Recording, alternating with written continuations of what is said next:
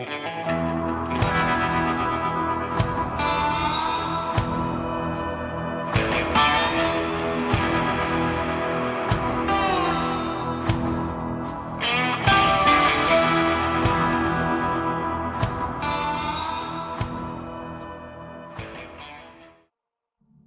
was at daylight Sunday morning. Father and brother Hardin had gone to join other settlers in repelling the Indians. My older brother, my little sister, 2 little brothers and I were alone in the house. We saw some of the Indians throw down the fence and run off 15 head of horses that were in the lot, and others approaching our house. At the same time, father and brother, who had not been notified that Indians had been seen in the neighborhood of our house, returned and entered the house from the rear. They had but 1 gun. Father got out in front with that, and Hardin and the rest of them bustled about trying to make it appear as if there were a number of armed men in the house. The Indians came up within 30 yards of the house, whooped and shot at the house, and once struck it with a pistol ball but were afraid to come on.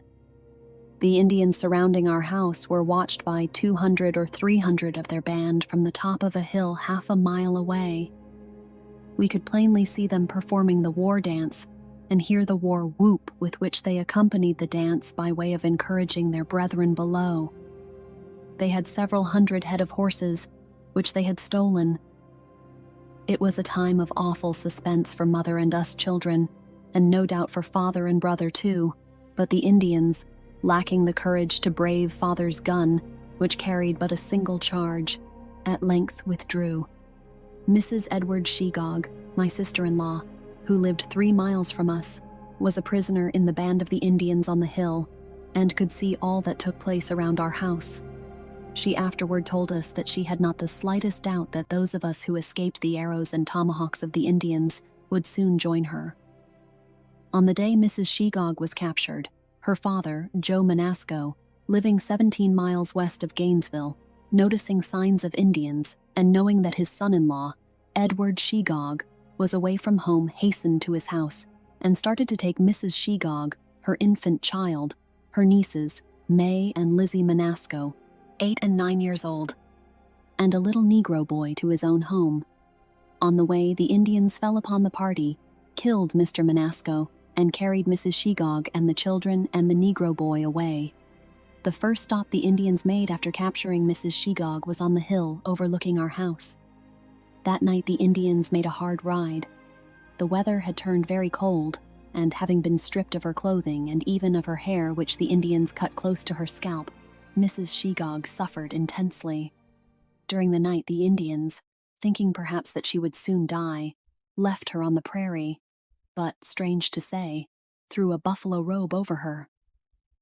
Toward daybreak, she saw a light a short distance away, but feared to approach it, lest she should again fall into the hands of the Indians. As it got lighter, she saw a house and white people stirring about it.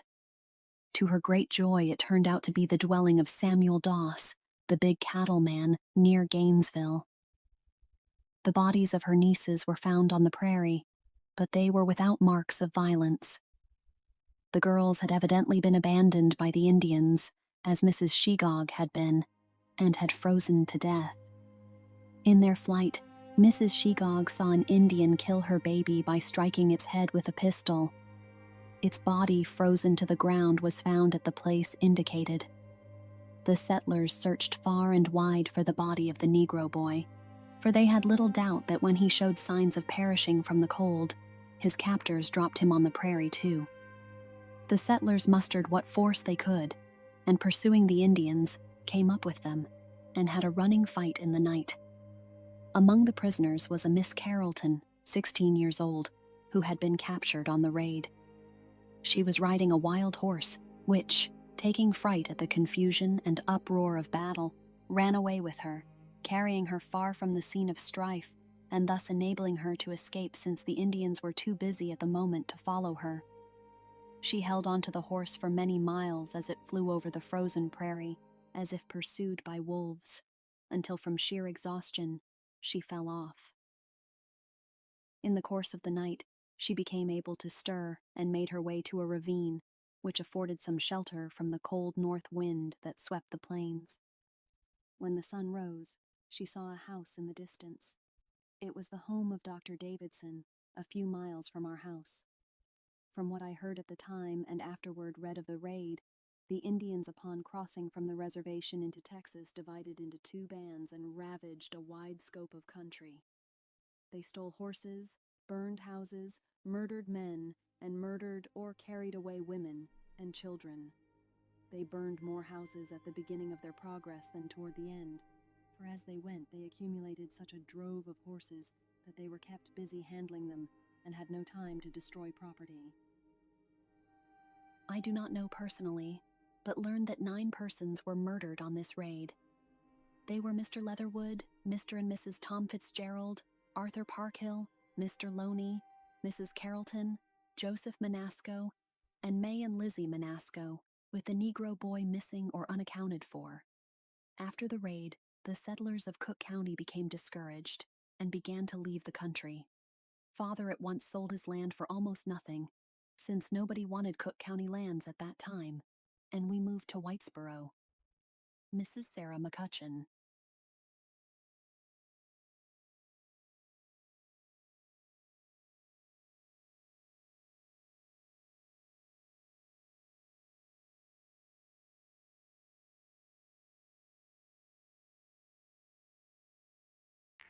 You have probably been the first man to have looked upon, or the first white man at any rate, to have looked upon many of those natural wonders out there, have you not been? Well, in a way, not the first to look upon them so much as to perpetuate them in pictures.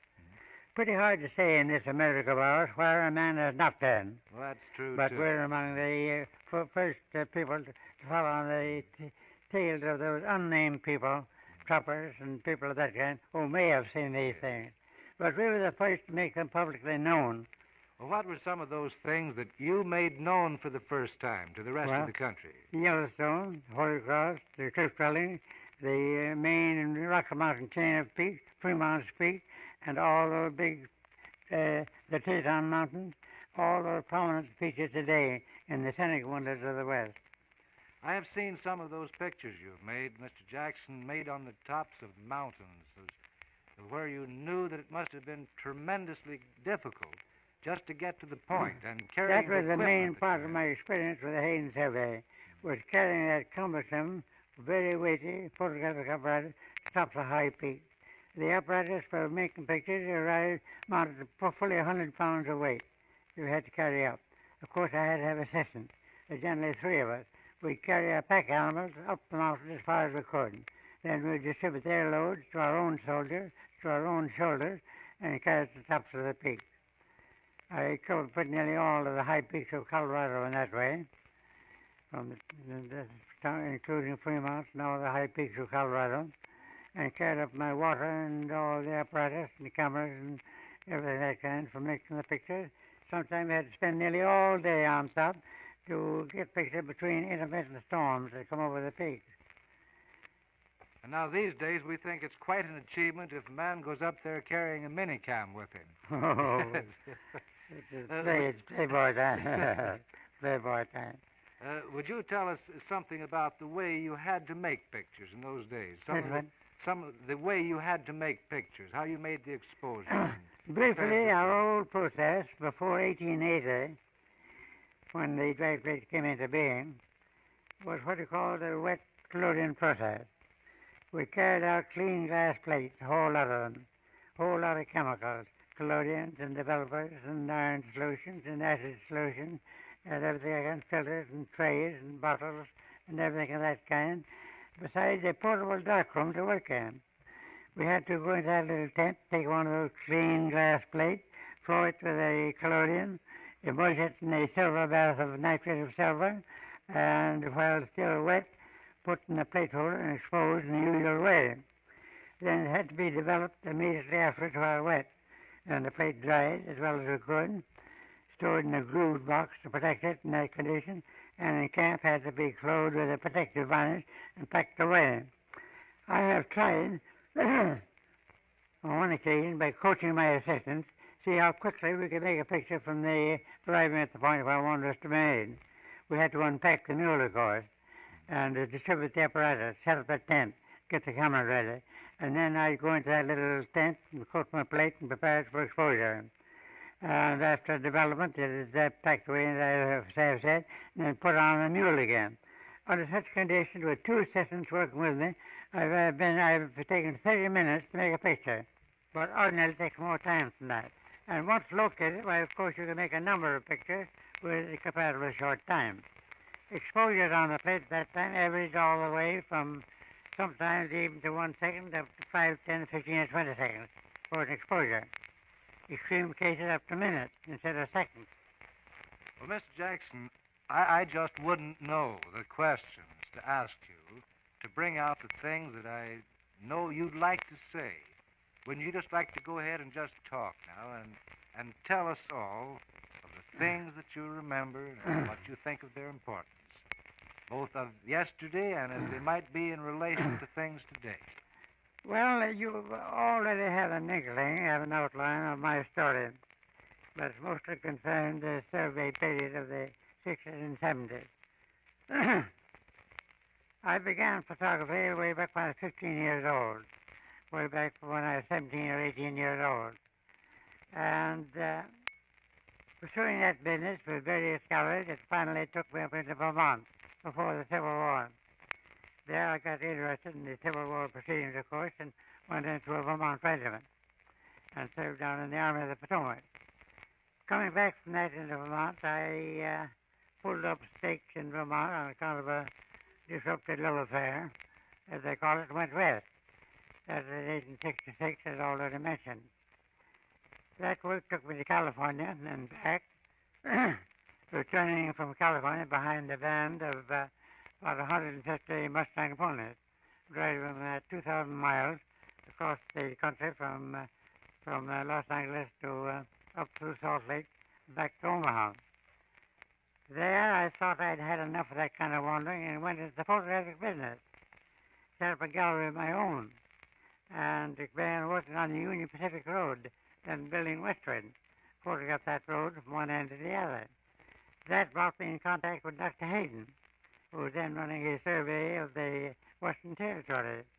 He liked my work so well and thought it should be an important part of his own work, and he induced me to join the survey.